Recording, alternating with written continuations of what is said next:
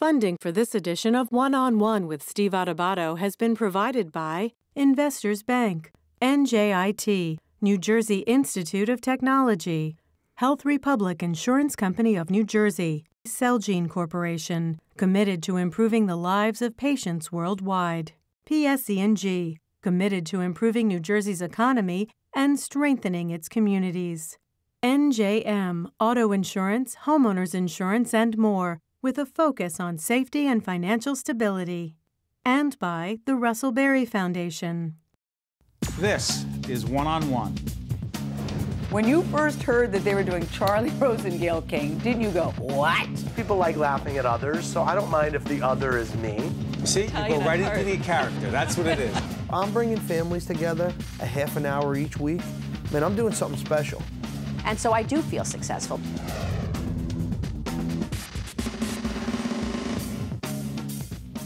Welcome to a very special edition of One-on-One. I'm Steve Adubato.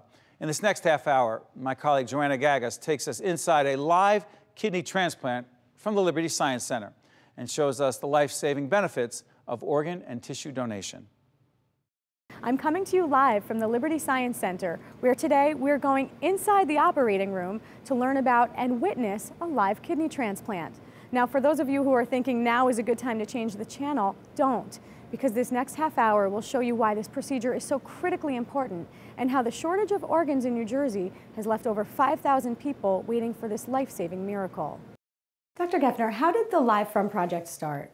About 10 years ago, a little over 10 years ago, the Liberty Science Center approached the New Jersey Organ and Tissue Sharing Network about the possibility of expanding a project that they'd already done with cardiac surgery to include live transplant surgery.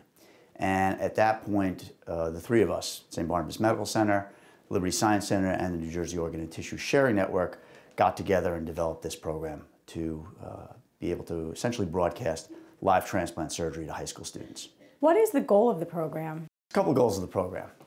One is obviously to enhance the science education of high school students in the area.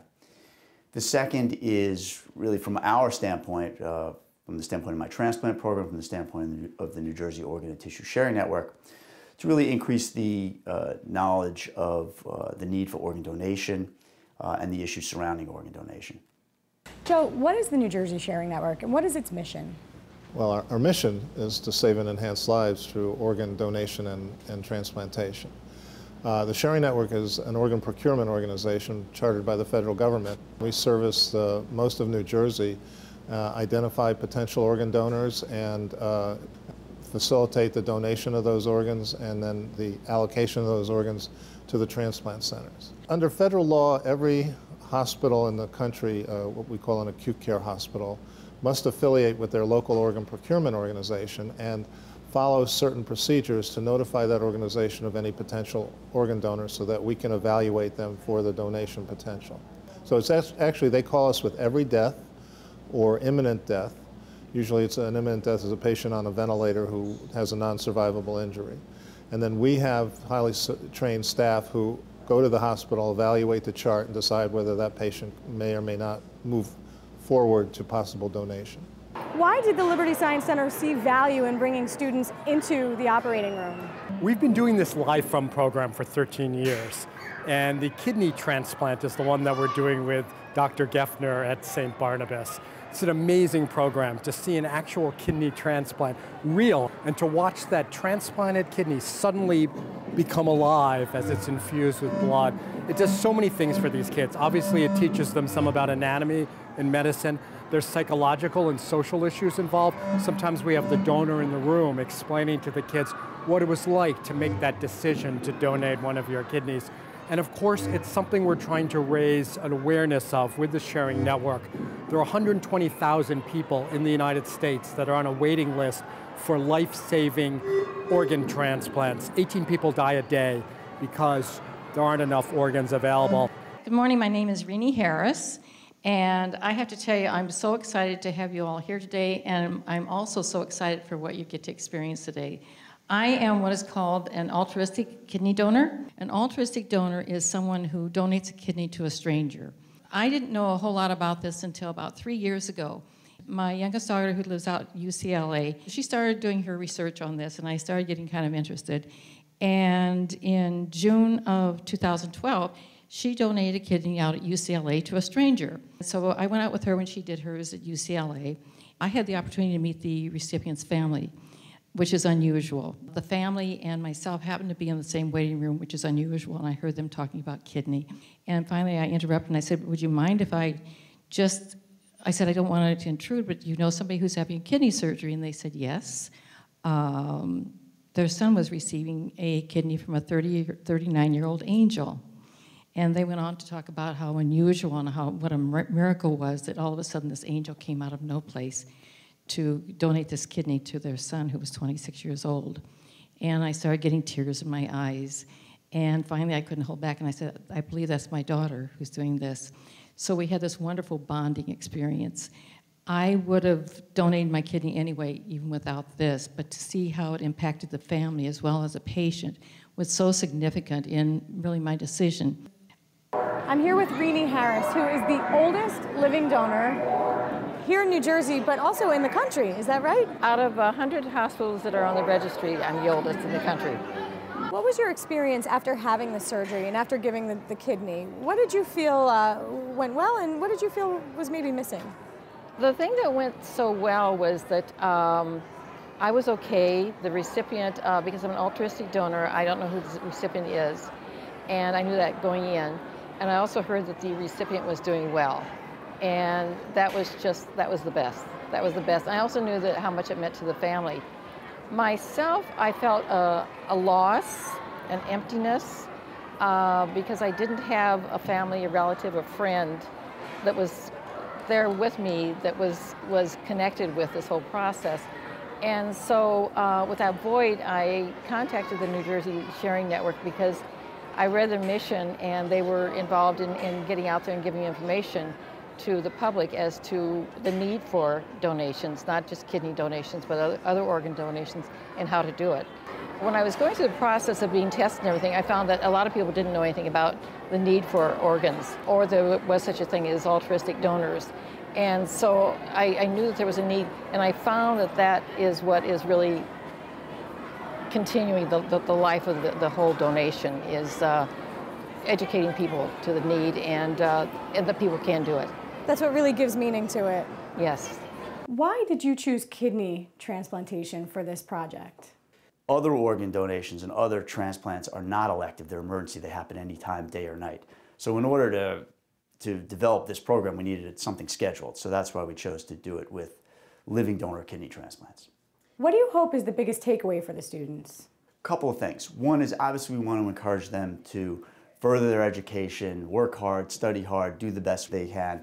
Hopefully we're impacting them in some way to maybe look towards a career in science, if not necessarily becoming a physician. We also show them what nurses do in the operating room, talk about other fields in medicine that are open to them. So that's one aspect of it. And obviously the other aspect is to increase the awareness about organ donation. Each year we put many, many more people on a waiting list to receive life-saving organs, be it kidney, heart, liver, lung. Each year we place more people on that waiting list than we have available donor organs. And one of the biggest constraints with regard to the number of available donor organs we have is the issue of consent. So of all medically suitable organ donors in the state of New Jersey, we're able to obtain consent about 60 to 65% of the time. So if we could increase that consent rate, and that consent rate comes from people's knowledge about the situation, knowledge about the problem, and to some degree, allaying fears or ideas that are not necessarily true about the process of organ donation. If we can increase people's awareness and knowledge, then perhaps we can increase those consent rates, obtain more donor organs, and really save more lives. This is Gwen Anderson, who received a kidney transplant in 2010. Gwen, what was your life like while you were waiting for a kidney? Getting up at 3:30 in the morning, waiting for my transportation 3 times a week to go to dialysis. And that went on for about 6 years. What is that process like? And for people who will never understand what kidney failure and dialysis is like, explain it for us. Well, let's put it like this, it's not a game. Because once you get on that machine, you have to keep yourself very healthy. And because that machine will kill you. If you're not healthy and you don't take care of yourself, while you're on that machine, you're going to get very sick. How did your life change when you received a kidney? Honey, it was a new lease on life completely. What do you know about your kidney donor? I didn't know anything about her until about 3 years ago. Because once you get a transplant, they don't tell you who the person was, where it came from, or anything like that, unless the family requests to meet the donors. To meet the recipients? To meet the recipient of the person.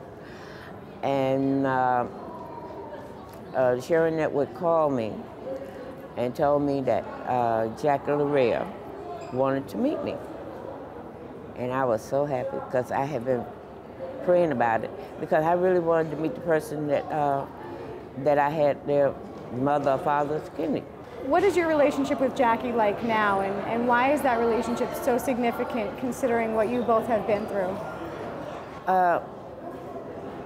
Actually, it's just like I gained a sister, although I have a sister, but this sister is altogether different, because we have a tie that nobody else could share with us, because I have a part of her mother. And every time, I guess, when she looks at me, she sees her mother. And it makes you feel good. It really does. What is your life like now? Great, absolutely. Because if it went for Jackie's mother, I wouldn't be here today. How would you respond to the concern that a patient may not be operated on the same way or given the same kind of care if they became an organ donor? That is absolutely not true. In New Jersey or anywhere in the United States, patients are taken care of really to the maximum of our capability. It is only at a time when a patient cannot be recovered, if they've suffered severe neurologic injury from which they cannot recover, or if they've suffered what's referred to as brain death, where there is no longer any brain function. Only at that time does organ donation become an issue and a question. So patients are taken care of to the absolute maximum capability of whatever healthcare facility they're in, but only at a time when the patient can't be recovered does organ donation come into play. If a donor is deceased, would you still go in laparoscopically, or would it not make a difference? No, good question. It's an entirely different surgery. So if a donor is deceased, we remove both kidneys, and frequently, obviously, the liver, perhaps the heart, lungs, pancreas. So that's a different type of operation entirely. What are some of the common questions that you get from the students? The students will ask really anything. It can be simple things that they just see on the screen. Why is that bleeding? Why is that not bleeding? Sometimes when we cauterize something, they might see a little bit of vapor, so they'll ask, is that smoke? And then they'll ask questions like, have you ever dropped the kidney? There are times when we carry the kidney from one room to the next room. And the answer to that is? No, we have not. Fortunately, they don't ask what I would do if I dropped the kidney. But so they ask really a wide variety of things. Some of the kids are really, very, very knowledgeable and have had some preparation prior to coming to the Science Center. So they might ask very advanced questions about immunology, about the future transplantation, about stem cells, things like that. So sometimes they stump me too. Do you ever find it difficult to concentrate when you're responding to student questions while operating on a patient? No, and that is actually the most frequently asked question. In order to do this, we need consent from patients, and that's really the most common thing that patients ask me. And the answer to that is really no, and the reason is that this is what I do every day. We have a very large center, one of the busiest centers in the United States. We do this almost every day. And on any given day in the operating room, I may have medical students, my residents, so there's always some discussion, questions, answers. Things are always going on in an operating room. So today I eliminate all those things to talk with the high school students, but in no way is it distracting to me to be talking with them. In our hands, we are extremely experienced with what you're seeing us do today.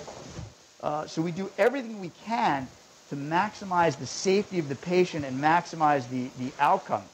Jennifer, you brought a class here today. What class was it? This was my Human Anatomy and Physiology elective class. Why did you bring them here today? For a few reasons. First, I think it's important that they get to see real medical professionals. working in the field, because it's something that will help them inform their careers in the future. And these students are students who are taking this elective because they're interested in the human body. So I have a good group in that sense, that they are interested in this field, and a lot of them are going into medicine in the future. Secondly, I think it's important for them to talk about donations. Not something we talk about a lot in our curriculum. We've had a few class discussions about it, but I thought it was important for them to see this surgery specifically for that reason, because of the number of people that are waiting for donations, and the fact that these are upperclassmen who are going to be making these decisions in the future, in the near future, about what they want to do in terms of being donors. And no thought for whether or not they can handle this? I mean, you're confident that your group can come to an event like this and handle it? Yeah, I think that we've done some dissections in the classroom already, so they're pretty comfortable with that kind of thing, and obviously they knew what they were getting into. We did prep them before we came about what they would be seeing. So there were a few students who decided not to come, but for the most part, the kids that were here really wanted to get the experience. What do you think was the biggest takeaway for them? For these students specifically who are interested in medicine, it was good for them to see something go from beginning to end, in terms of when they took the kidney out of the donor and then it changes colors. It's very visual, so it was something they could see, really medicine at work. And also just the donor program, and hearing from the speaker beforehand, and kind of getting that experience about not just becoming a donor on your license when something might happen to you, but also an altruistic donor. I think that's a side of things that we don't talk about much. What have you seen as some of the outcomes of this Live From program? Well, we've actually seen students who have come to us later on and in actual donation situations, and said that they saw this in Live From, and we feel that this is the right thing to do. And they've helped their families make the decision to donate under tragic circumstances, to donate their loved one's organs, save somebody else's life. What did you enjoy the most about today? I think although I really enjoyed the surgery, I really enjoyed the speaker who came out to talk to us. She was this 7-year-old woman. She was so powerful because she donated her kidney to someone who she doesn't even know, and she still hasn't even spoken to them. But what I thought that was most powerful was the fact that you can do something and totally change another person's life and not even know who they are. How did that impact you in terms of what you're going to do when you leave here today? I mean, I was always interested in becoming a donor, and now it's pretty much, I'm confident I'm going to become a donor, seeing how much you can change a person's life whether you know them or not. So. She said that a challenge for her was not having the support of the people around her. If you found that the people around you weren't supportive, how do you think you would handle that? I mean, I'm fortunate enough to usually have the support of my family behind me, but if it happened that I didn't, I think, I'd be doing this for myself, and I'd be doing this for a different person, and I think I'd find the confidence within me to progress and still do it. So you're pretty sparked about this, pretty passionate right now. Yeah. And what about the surgery? What impressed you the most about that? The doctor's composure is pretty impressive, because the fact that he can multitask like that. But I really enjoyed when he was cleaning off the kidney, how just trimming the fat and then also sewing it up. It just might be me, but I thought it was pretty cool. I thought it was pretty cool too. Pretty impressive what they can do with such tiny utensils. In fact, when you hold it up and you realize that it's only as big as that, it's pretty impressive. Yeah, I mean, his sewing skills are, I can't even put on a button. He probably got an A in home economics. Probably. What does it do for you coming here today and addressing a group of high school students? I love talking to the high school students. It is absolutely the best. They're open, they're receptive. I identify with high school students. I have grandchildren that are in high school, and I just identify with them and their openness to new things. And they really are going to be the agents of the future. And I like sharing this part of my life with them. Why should people donate? There's a need, and they can. It's not for everybody, but there are people out there that can do it, and they just don't know it yet. I didn't know it. Now I know it. What was the most impactful thing you learned today? I guess it would be that there's a lot of need for organ transplants, and it's not a difficult thing, and it's not as scary as I thought it would be. Did you think that was scary? after seeing it, it's not that scary, but before I was kind of controversial about it. It seemed like it would be a more intensive procedure, but generally speaking, I would say it looked simple, I guess. As simple as an organ transplant can be.